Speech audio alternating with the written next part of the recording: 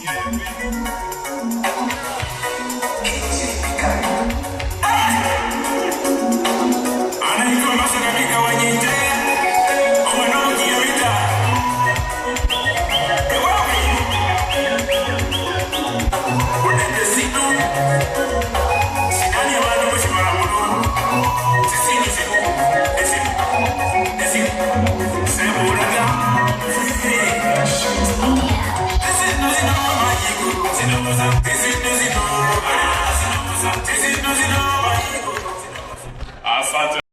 think you are talking about the infrastructure fund, you are talking about Safaricom, social justice, and we were at the same time dealing with the same issues during our press conference today. So I do not wish to repeat, only to give you the assurance as the alternative government and as the responsible opposition, if, and we suspect Parliament will let you down, we want Kenyans to know that that will not be the end of the road.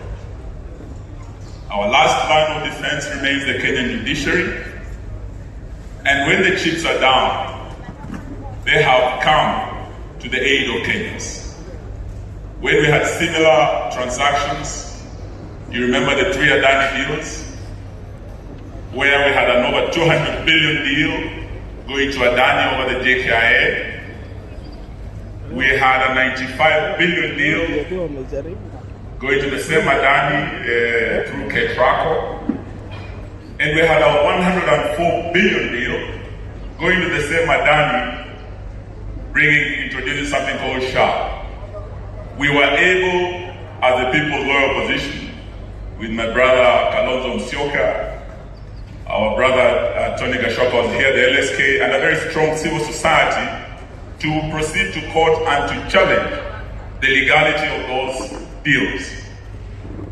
And I do remember in Parliament, the President had no choice but to drop the Adani deals to do JKIA. So today we want to assure you, we have urged our parliamentarians to stand with Kenyans.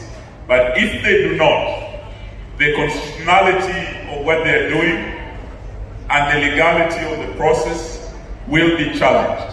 And we will be on the front line in proceeding to court to challenge that. So let not your hearts be troubled.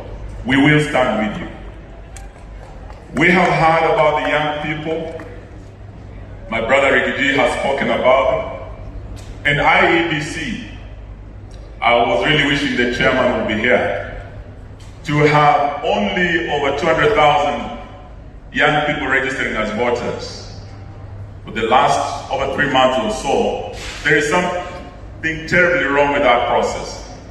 If your target was 6 million and you register only 200,000, I think there is something terribly wrong with the process. So we will follow up and urge our young people, when the mass voter registration starts, please come out.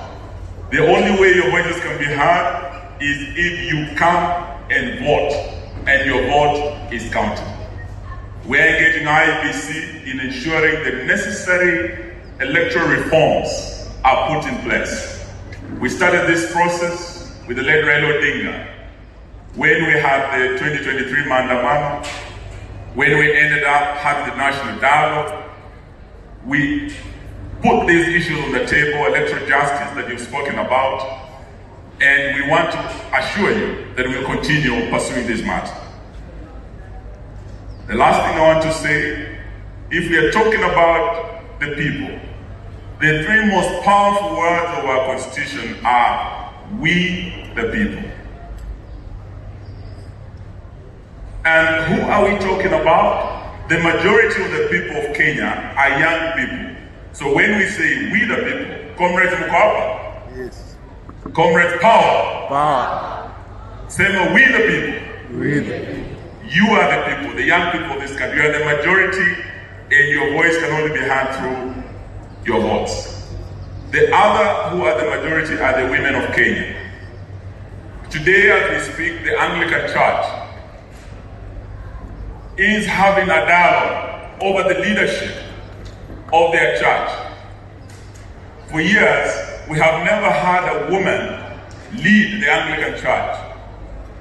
We have the first female Archbishop of Canterbury, Sarah. And the dialogue that is going on now in the Anglican Church is whether they can accept a woman to lead one of the oldest churches on earth. And that does not just end there in the Anglican Church. Even in the US itself, whether to allow a woman lead the only superpower in the world. We had Kamala Harris try in the last elections, and they failed. Here in Kenya, we have had Martha Karua, Charity Ngilu, and other women try to be president. So even as we have this dialogue today, let us encourage the women of Kenya, as we encourage the youth of Kenya to come out and take their rightful place at the democratic table. No one is going to give you that space. We had about 7 women governors.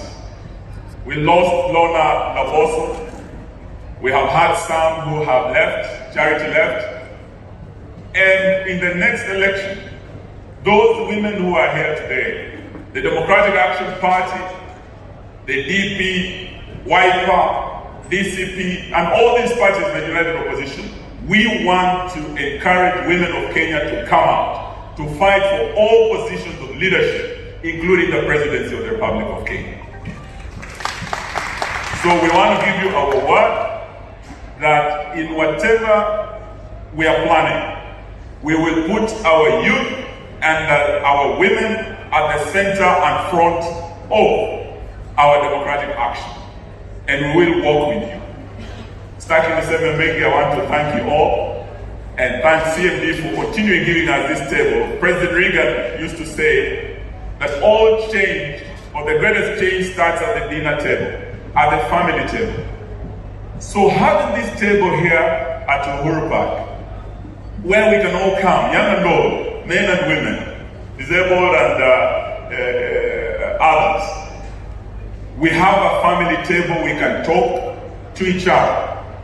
Not those public platforms where we talk at each other and we make speeches na tunasema makofi kwangu.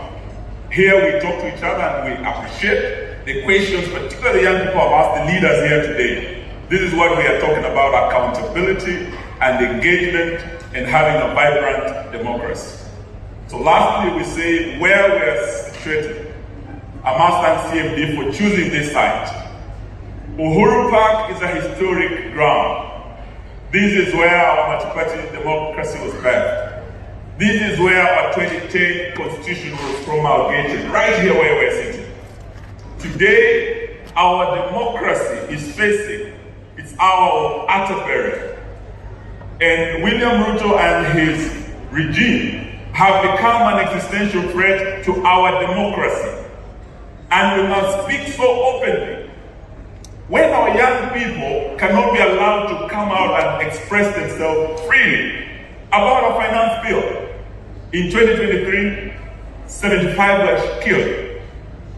In 2024, over 63 young Gen Zs were killed, coming out to express themselves about the finance bill 2024 and the state of our economy, and demanding nothing but good governance and accountability. What kind of a country is that fears its own children, that kills its own children, that shoots its own children in the leg? So as we speak today, the freedom we have all taken for granted is in danger. When we cannot, as the opposition, go to every part of Kenya to hold our rallies, and we are tear gassed.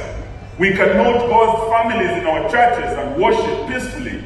We are tear gassed, as we saw in Othai. When our young people come out and go to Kitengela, and they want to say one term, they are tear gassed. We come to the streets of Nairobi to say one term, we are tear gassed. So today we want to say, we must never take these democratic freedoms for granted. Thomas Jefferson said, the price of liberty, the freedom we are talking about that's guaranteed by our constitution, that does not depend on the generosity of this state, can only be guarded through eternal vigilance. And that is why every year, God blessing, God willing, let us meet here and talk about the state of our nation and our democracy and our economy. Thank you very much for listening. Thank you so much, Dr. Eugene Wamalwa. We are now landing this.